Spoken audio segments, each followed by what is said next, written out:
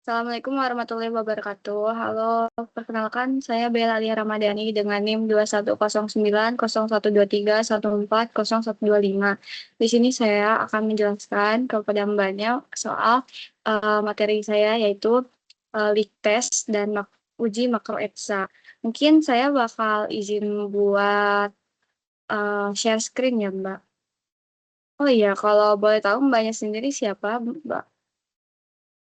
Sebelumnya perkenalkan nama saya Selsi Dewi Listiana dari Teknik Perkapalan Angkatan 23 dengan NIM 21090123143140123.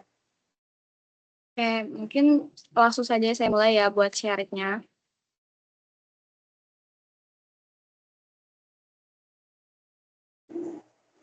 Di sini saya akan menyajikan tentang inspeksi las materi tentang tes dan uji makro ETSA. Untuk pengujian sendiri, untuk hasil pengelasan dilakukan non-destruktif dan yang destruktif. Untuk yang NDT sendiri itu bertujuan untuk mendeteksi cacat las tanpa merusak benda uji. Contohnya radiographic test, ultrasonic test, magnetic particle test, dye penetrant test, sama leak test. Untuk yang DT-nya sendiri itu dilakukan dengan merusak sebagian benda uji untuk mengkaji sifat mekanik atau struktur logam, contohnya uji tarik, uji tekuk, uji impak, uji kekerasan, dan uji makro serta mikro eksa. Di sini sendiri untuk leak test sendiri itu masuknya ke NDT, sedangkan uji makro eksa itu yang merusak atau DT. Nah, untuk leak test ini metode NDT untuk mendeteksi adanya kebocoran pada sambungan las, pipa, tangki, atau bejana tekan. Prinsipnya mengidentifikasi aliran fluida dari daerah bertekanan tinggi ke daerah bertekanan rendah akibat adanya celah, retakan, atau porositas di titik sambungan. Untuk contoh nyatanya itu bisa dilihat di vakum test. Vakum test sendiri eh,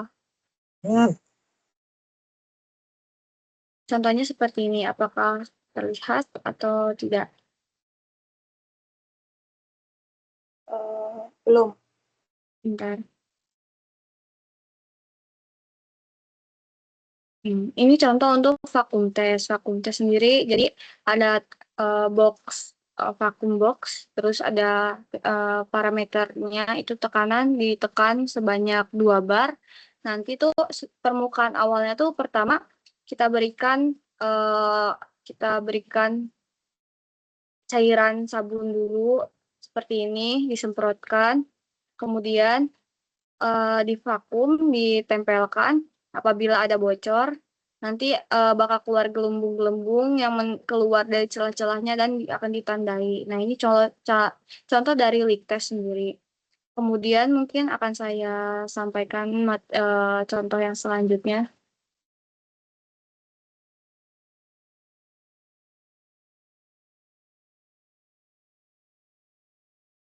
Jenis-jenis leak test, bubble test, pressure decay test, helium leak test, mass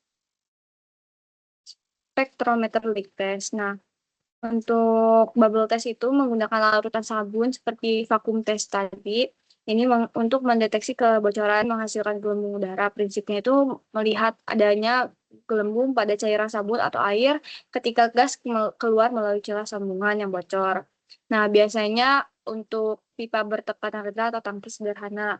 Untuk pressure decay leak test ini adalah untuk memberikan tekanan gas dalam sistem tertutup, kemudian memantau penurunan tekanan selama periode tertentu menggunakan manometer. Kalau tekanannya turun, artinya ada kebocoran. Metode ini tergolong yang praktis untuk cocok untuk berjalan tekan meskipun sensitivitasnya terbatas, terutama untuk sistem dengan volume besar. Yang selanjutnya ada helium leak test, yaitu pengujian yang memanfaatkan sifat helium sebagai gas inert dengan molekul kecil sehingga mudah keluar melalui celah terkecil sekalipun. Nah, dari helium ini menggunakan detektor khusus untuk menemukan kebocoran.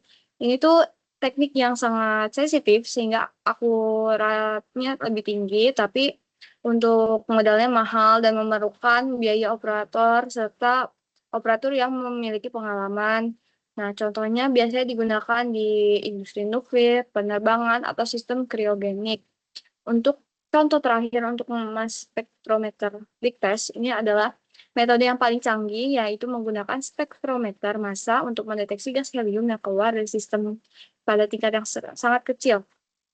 Nah, biasanya digunakan untuk dengan menciptakan kondisi vakum lalu menyemprot helium ke sekitar sambungan.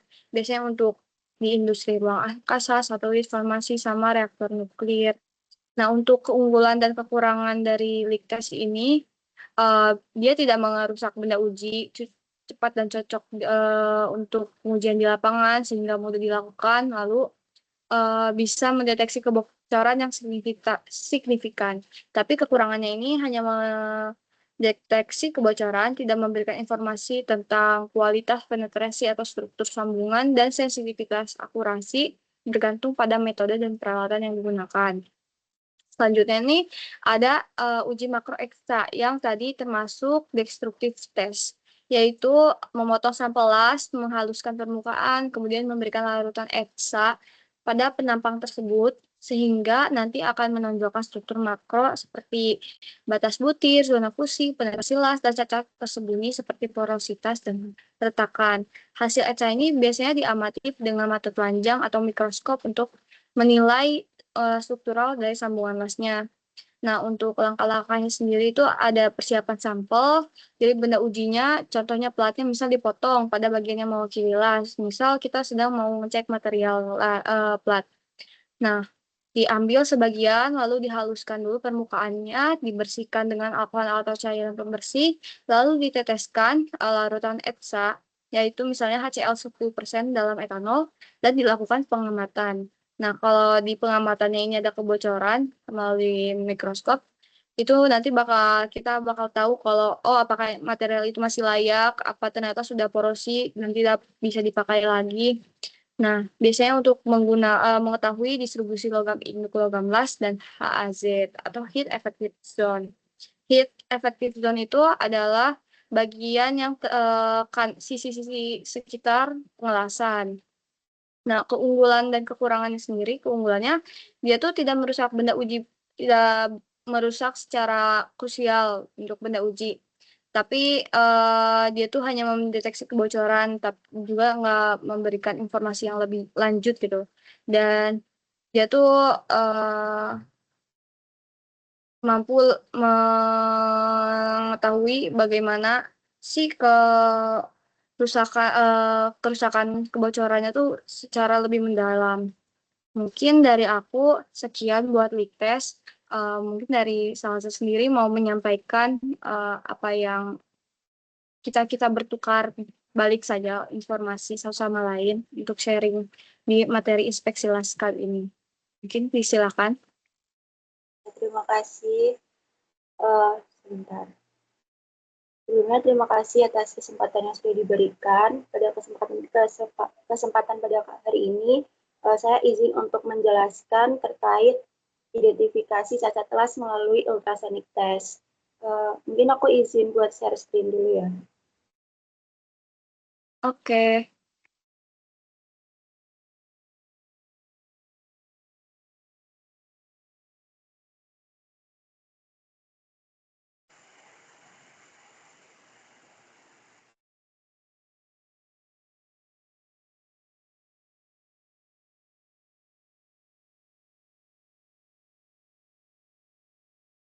Apakah screen-nya udah ada?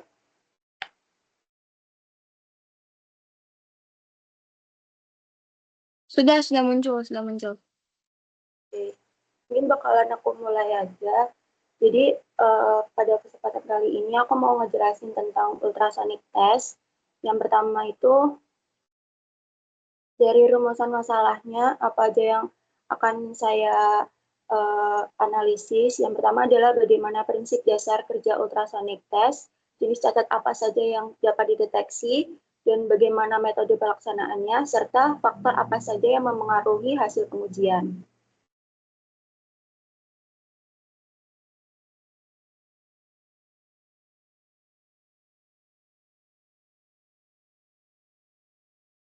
Oke, mungkin yang pertama aku ingin ngejelasin ultrasonic test itu apa sih?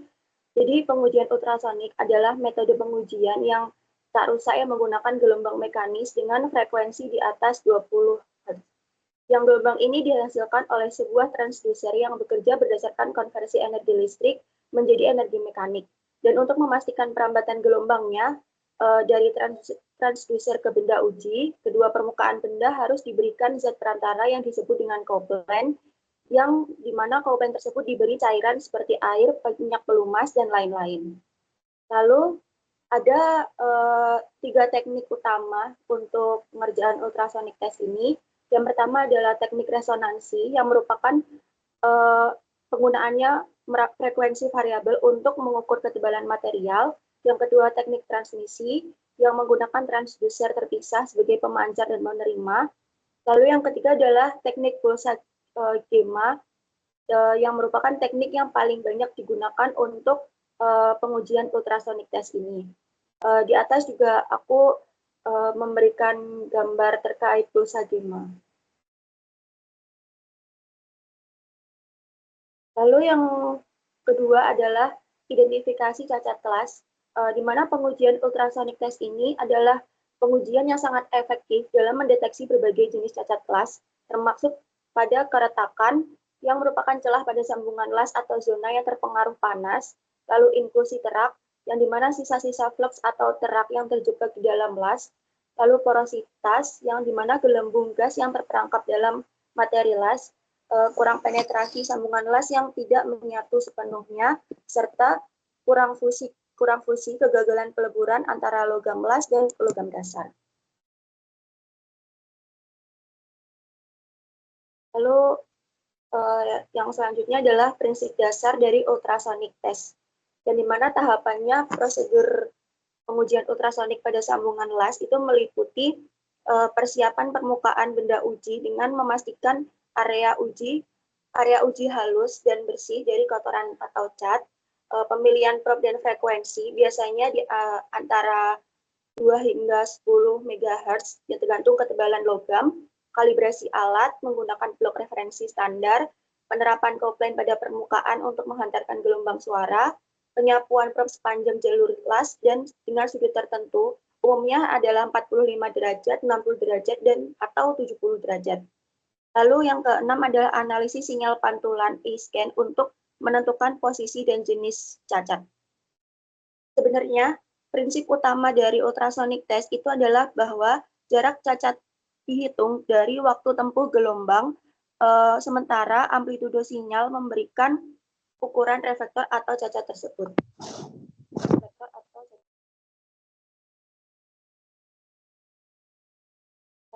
Lalu ini merupakan prosedur pengujian dari ultrasonic test sendiri. Yang pertama adalah mempersiapkan permukaan yang permukaannya harus dibersihkan dan diratakan, lalu memilih probe dan frekuensi sesuai dengan ketebalan logam, lalu mengkalibrasi alat menggunakan blok standar V1, lalu menggunakan couplant untuk media transmisi, gerakan probe perlahan sepanjang jalur las, dan interpretasi sinyal pada layar. Di sini juga aku melampirkan step-stepnya dalam ultrasonic test. Mungkin bisa dilihat dan dibaca sendiri. Lalu jenis cacat apa aja sih yang dapat dideteksi? Yang pertama adalah porositas, yang dimana gelembung gas atau sinyal lemah acak. Yang kedua adalah select inclusion, terak terjebak atau ekotumpul, lack of fusion atau penggabungan tidak sempurna, lalu crack atau retak dengan cacat planar, ekotajam dan berbahaya.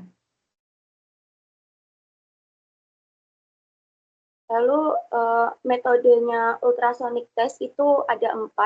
Yang pertama adalah kontak ultrasonic test, yaitu probe langsung ditempel di permukaan benda dan cocok untuk diinspeksi lapangan. Yang kedua adalah immersion ultrasonic test, yang dimana probe dan benda itu dicelupkan ke dalam air, yang mana immersion ultrasonic test ini mendapatkan hasil yang lebih stabil.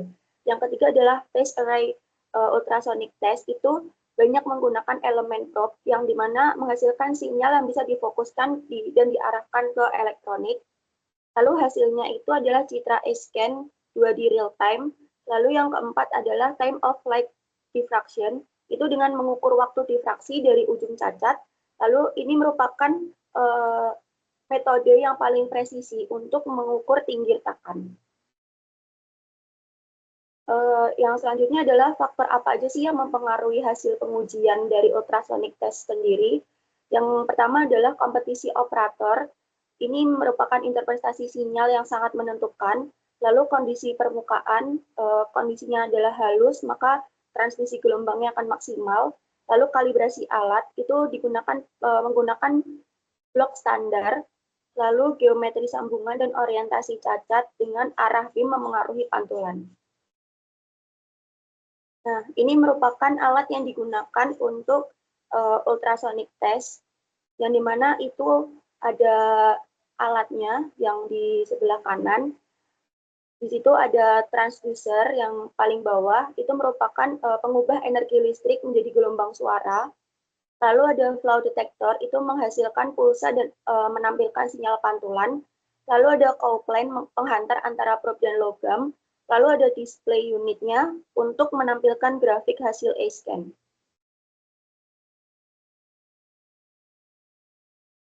Mungkin segitu aja yang bisa aku sampaikan. Semoga dapat bermanfaat untuk saya sendiri dan juga untuk Mbak Bella. Mungkin begitu aja. Sekian, terima kasih. Oke, makasih juga Mbak Salza atas waktu dan kesempatannya. Informasinya mungkin sangat membantu untuk menambah pengetahuan saya sendiri. Uh, Terima kasih atas waktu dan partisipasinya. Saya cukupkan untuk sharing session kali ini. Wabillahi taufiq wal hidayah. Wassalamualaikum warahmatullahi wabarakatuh.